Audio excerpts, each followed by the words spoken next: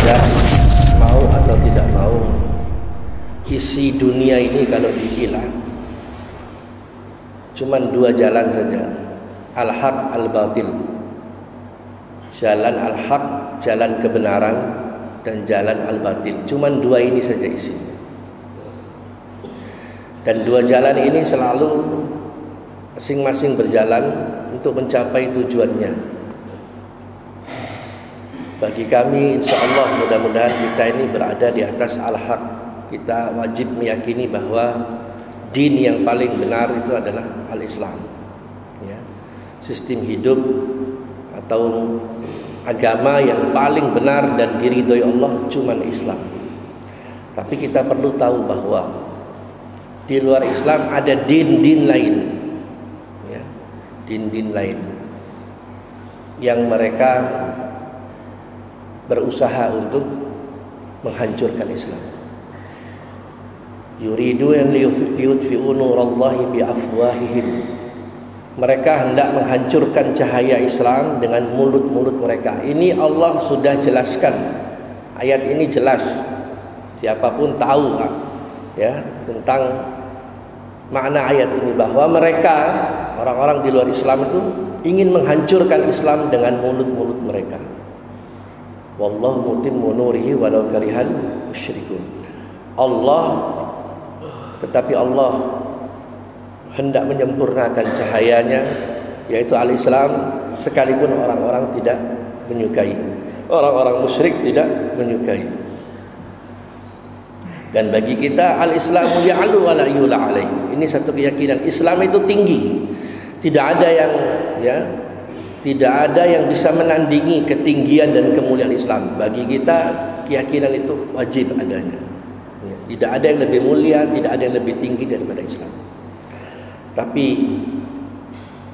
ma'asyiral muslimin rahimakumullah, kita perlu tahu ada kekuatan-kekuatan di luar Islam yang selalu ingin menghancurkan Islam. Ya. Yaitu kekuatan yang berada di posisi al-batil. Hari ini kalau kita mau simpulkan kekuatan itu, yaitu yang paling dominan, yaitu kekuatan lobby Yahudi. Kekuatan daripada Yahudi, Zionis Yahudi.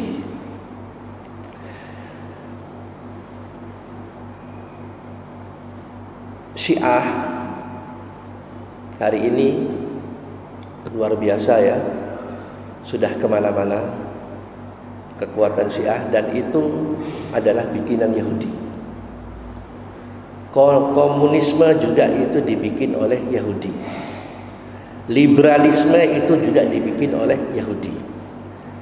Ya, jadi semua kekuatan-kekuatan itu dibaliknya adalah Yahudi. Ya, ini yang perlu kita ketahui.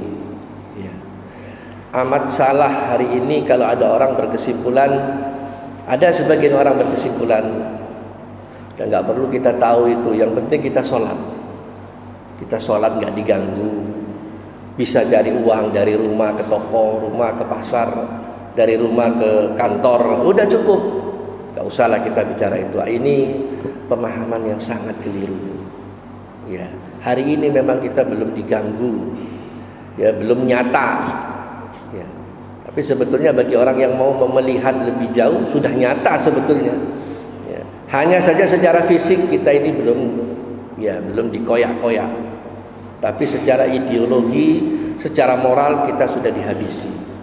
Ya. Hadirin jamaah rahimakumullah, saya ingin menceritakan ada satu dokumen rahasia yang dokumen ini dimiliki oleh dokumennya orang Yahudi, yang kemudian ya qadarullah dokumen ini bocor, ya, bocor, dan kemudian diketahuilah oleh umat Islam, yaitu mereka menyusun strategi, bagaimana strategi untuk menghancurkan Islam. Ya, ini perlu kita ketahui ini. Yahudi, bagaimana Zionisme Yahudi menyusun strategi penghancuran Islam. Ya, dalam masa Ya. Ini dokumen ini sejak 2003, sekarang tahun berapa ini? Sudah berapa tahun ini? Ya. Sejak 2003 sampai hari ini, apa yang ada di dokumen itu sudah banyak bukti-bukti kebenarannya dan sudah terjadi. Strategi Zionisme dalam rangka menghancurkan Islam. Nah, ini ada satu lembaga di Amerika, di California, namanya RAND Corporation. Ya, RAND Corporation. Ini kita mesti tahu, hadirin sekalian. RAND Corporation itu satu lembaga riset milik orang-orang Yahudi yang ada di Amerika, yang di dalamnya berkumpullah ya para petinggi-petinggi, ya, orang-orang Yahudi maupun di luar Yahudi, yang tujuannya, jadi Yahudi ini bersatu dengan ya, orang di luar Yahudi, tujuannya menghancurkan Islam. Ya. Lembaga riset ini namanya RAND Corporation. Ya, ada di Santa Monica, California. Dokumennya itu bocor. Ya, jadi dalam dokumen itu Yahudi membuat mapping. Apa mapping itu?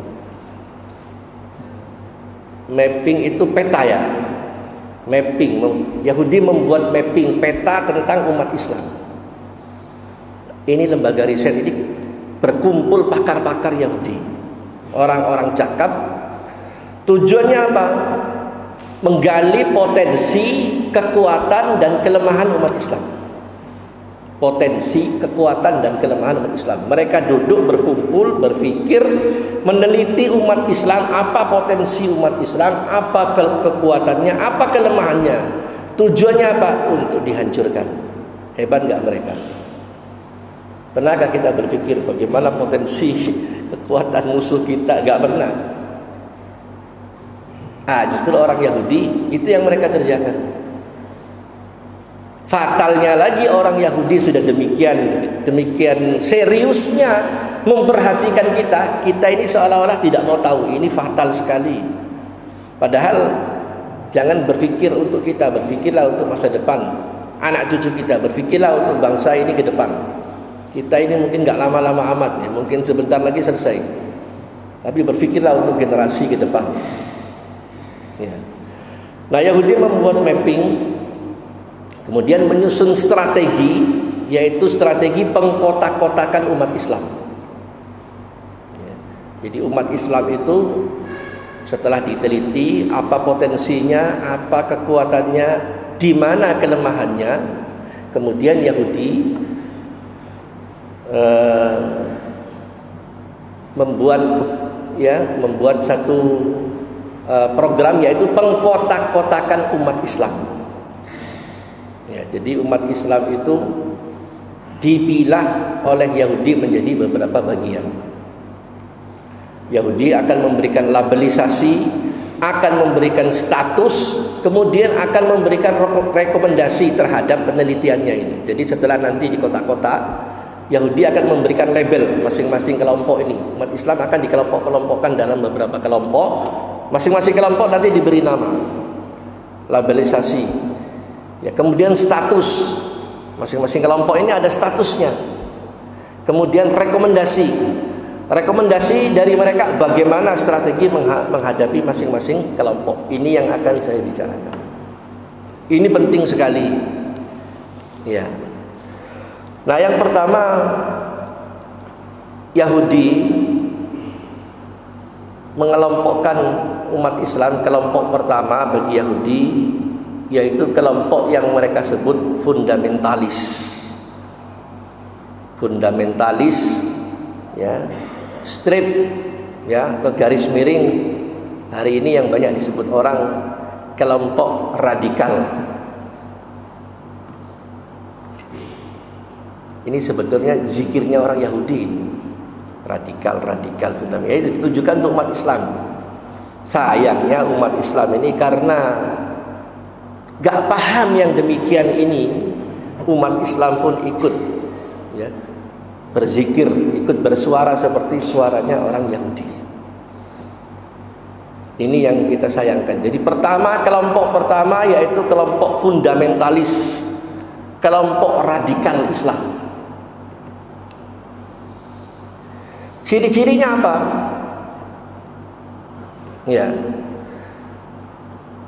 Ciri-cirinya yang pertama, punya keinginan untuk menegakkan syariat Islam. Ini ciri pertama.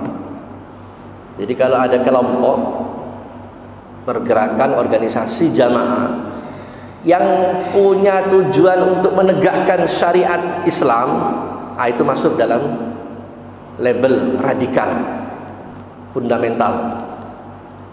Ya, ini ciri pertama. Dimanapun, ini bukan bukan hanya di negeri kita, ini bukan, di seluruh dunia ini, di seluruh dunia ini, dimanapun negeri-negeri yang di dalamnya ada umat Islam. Ya, seluruh dunia, hatta di Saudi. Ya. Ini yang pertama. Ciri kedua menurut Yahudi, kelompok radikal ini yang punya cita-cita menegakkan khilafah Islamiyah.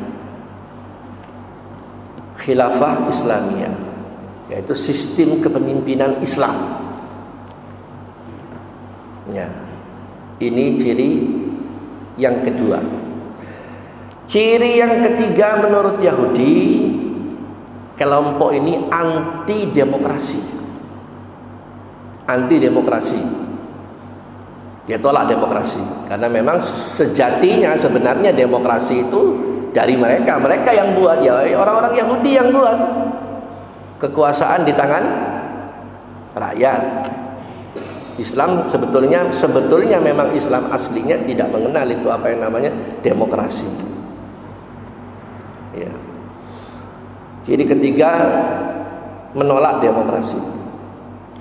Ciri yang keempat menurut Yahudi, kritis terhadap pemikiran-pemikiran Barat. Nah, ini perlu kita tahu. Satu, ingin menegakkan syariat Islam. Kedua, ingin menegakkan khilafah. Ketiga, menolak demokrasi. Keempat, kritis terhadap pemikiran-pemikiran Barat. Nah, kalau ada kelompok seperti ini, itu mereka beri label fundamentalis atau radikal. Status yang diberikan, status yang diberikan bahaya. Nah, ini kita perlu tahu, ya. Status yang mereka berikan itu bahaya. Ya. Kemudian apa rekomendasi Yahudi?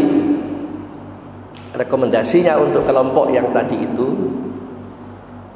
habisi. Nah, tinggal nanti setelah kita bahas ini kita buka mata kita, sudahkah itu terjadi? Ya, di kelompok ini dilabeli mereka fundamentalis, radikal, statusnya bahaya. Rekomendasi dari Yahudi, habisi. Orang yang ingin cita-citanya menegakkan syariat, menegakkan khilafah, orang yang menolak demokrasi, orang yang kritis terhadap pemikiran-pemikiran Barat, itu radikal, berbahaya dan wajib untuk dihabisi. Ya. Nah, kemudian bagaimana cara strategi mereka untuk menghabisi kelompok ini? Ya. Cara strategi mereka untuk menghabisi kelompok ini bagaimana? Di sana disebutkan yang pertama, kelompok radikal ini jangan beri peluang, jangan beri kesempatan untuk menduduki jabatan-jabatan penting dalam pemerintahan. Kalau dia ada di pemerintahan, nggak boleh. Ya. Tidak boleh menduduki jabatan-jabatan penting, jabatan-jabatan strategis di dalam pemerintahan, nggak boleh. Ya, kalau ada harus cepat digeser, harus cepat dipangkas. Atau tidak boleh membuat keputusan-keputusan penting di suatu pemerintahan, nggak boleh. Jadi kalau ada ide-ide keluar dari kelompok ini, itu nggak boleh. Karena ujung-ujungnya bagi mereka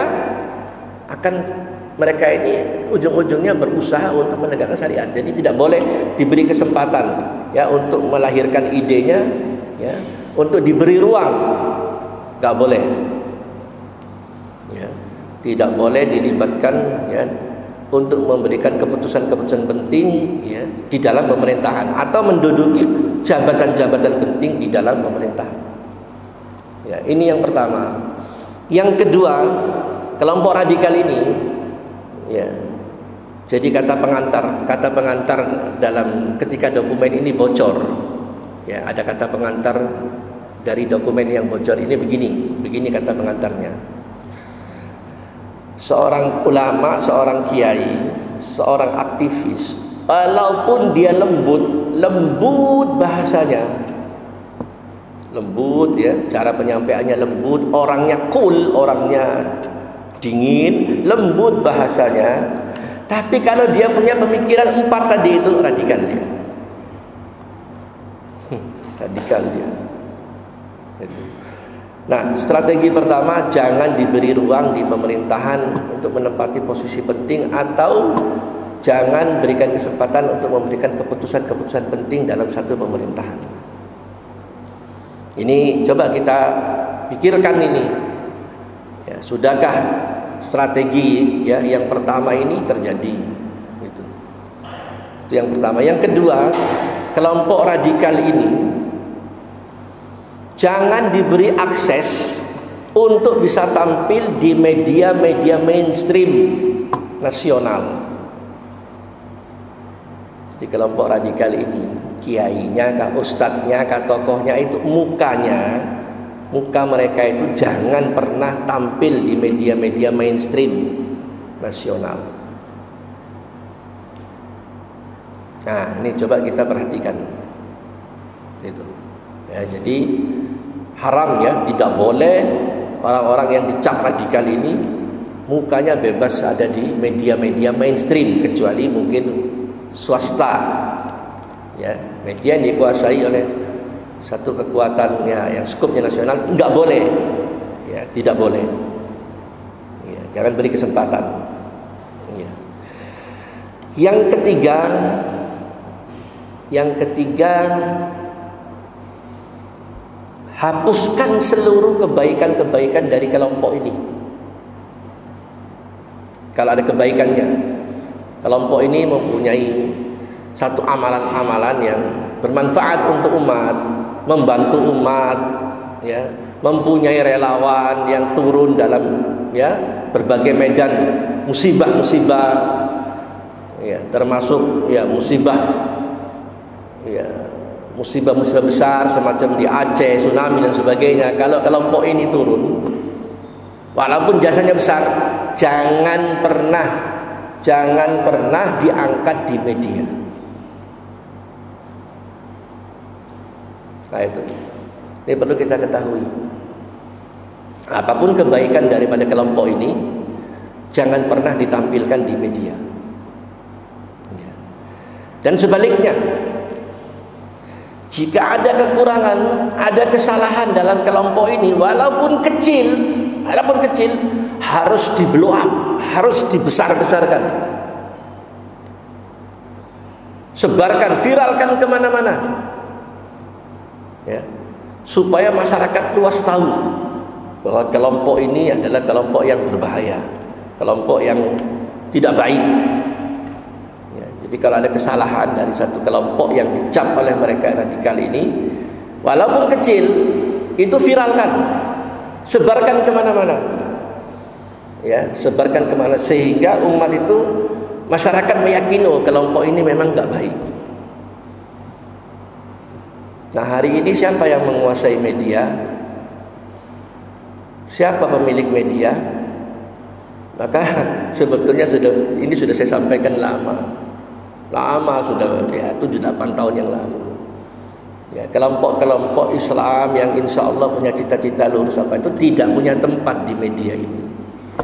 Sebaliknya, jika ada kesalahan, kekeliruan dari kelompok-kelompok ini, menurut versi mereka itu diangkat di media, itu diangkat, dibesar-besarkan ya, dibesar-besarkan, diulang-ulang, dan harus diputar diulang-ulang supaya nempel di otaknya masyarakat ini, oh ini memang kelompok nggak baik. Ya, nggak baik. Ada kebaikan, tutup kebaikannya, serapat-rapatnya. Ada keburukannya sedikit, angkat, dan itu viralkan kemana-mana, putar berulang-ulang, supaya masyarakat itu yakin bahwa benar memang kelompok ini kelompok yang berbahaya. Ya. Nah, kemudian tokoh-tokohnya kelompok yang dicap radikal ini jangan pernah dipanggil dengan gelar-gelar kehormatan atau gelar-gelar akademik mereka. Ustadz kah, kiai kah, atau habib kah, ya, atau profesor kalau dia profesor, doktor, ya, dokter fulan Islam, yang menurut mereka ini orang, ya, ikonnya, ya, upaya untuk penegakan syariat Islam, ini tokohnya. Nah, kalau dia punya gelar, baik itu gelar kehormatan, ustadz, kiai, ya, tuan guru, habaib, itu jangan disebut. Atau gelar akademik, profesor, doktor, jangan disebut. Sebut aja namanya. Ya, sebut aja namanya.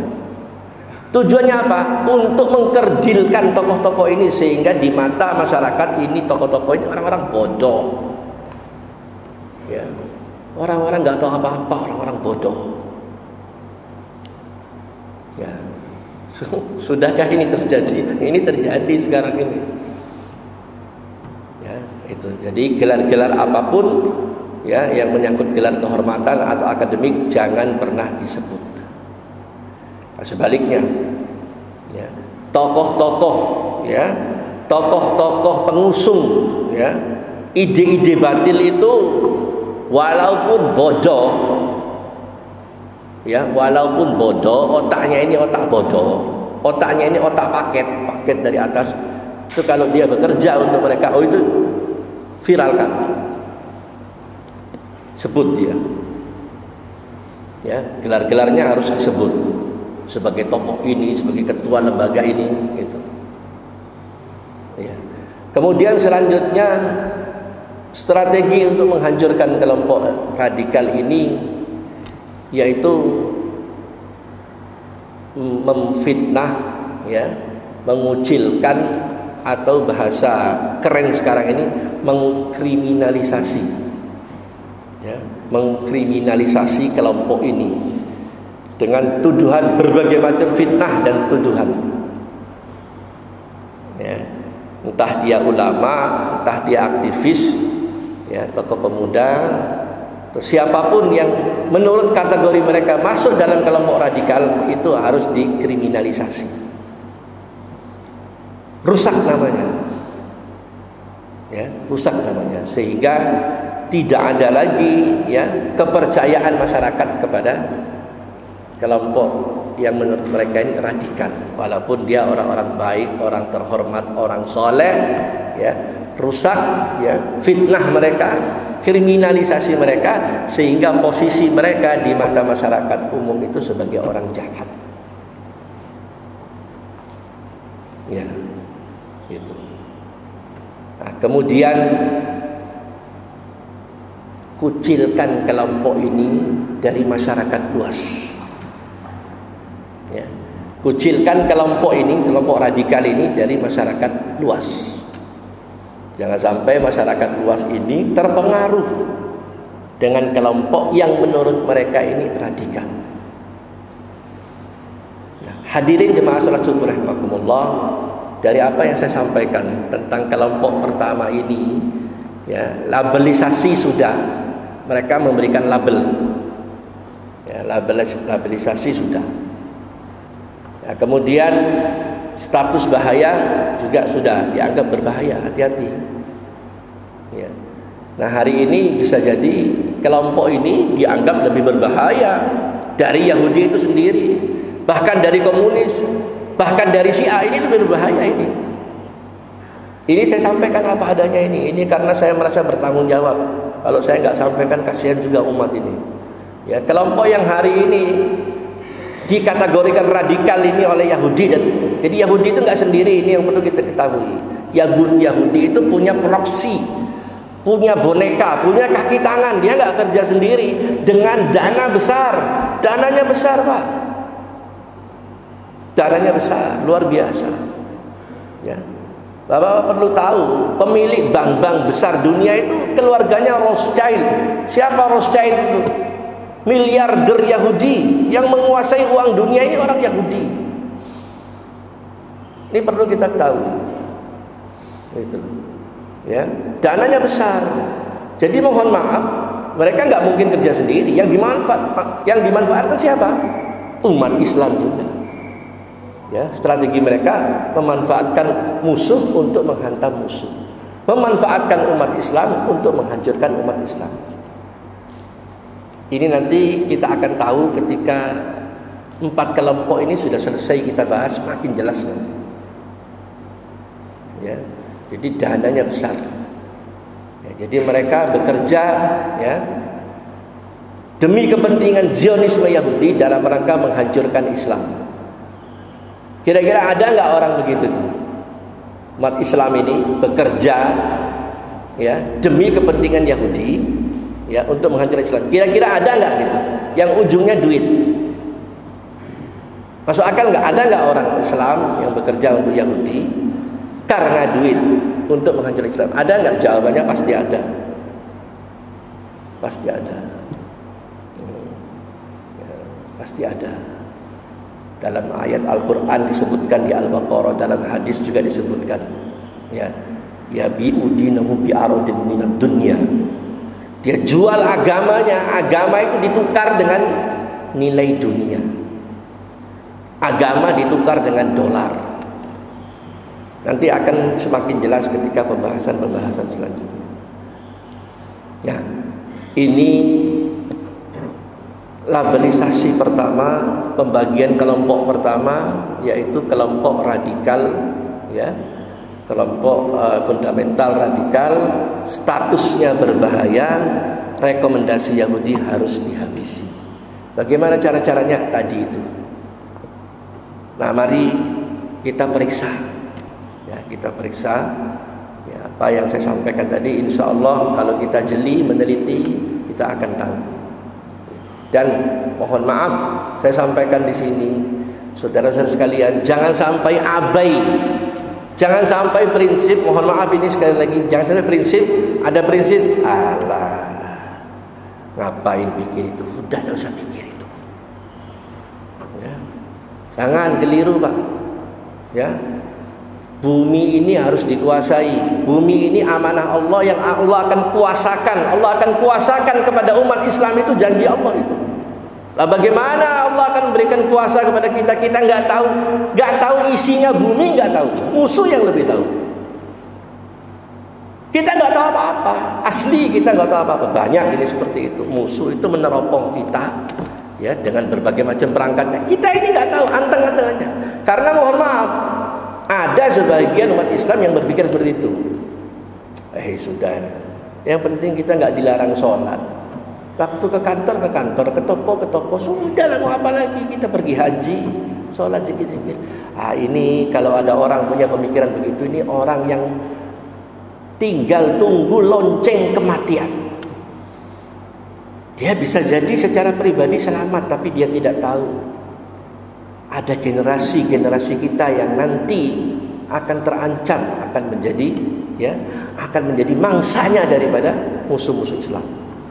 Karena misi Islam bukan pribadi, Pak. Misi Islam itu alam, rahmat bagi alam. Ya, jadi hati-hati, jangan sampai punya prinsip tidak mau tahu tentang ini. Karena apa? Musuh sangat berkepentingan untuk tahu potensi, kekuatan, kelemahan. Ini mereka sangat berkepentingan untuk tahu potensi Islam seperti apa, kekuatannya apa, kelemahannya di mana. Maka sangat naif, sangat aneh kalau umat Islam tidak mau tahu tentang itu. Ya.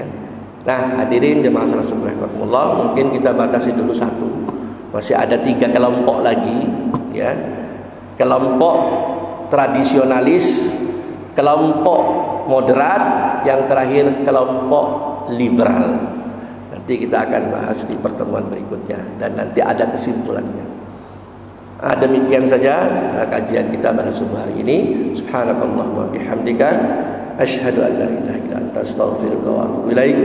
Wassalamualaikum warahmatullahi wabarakatuh.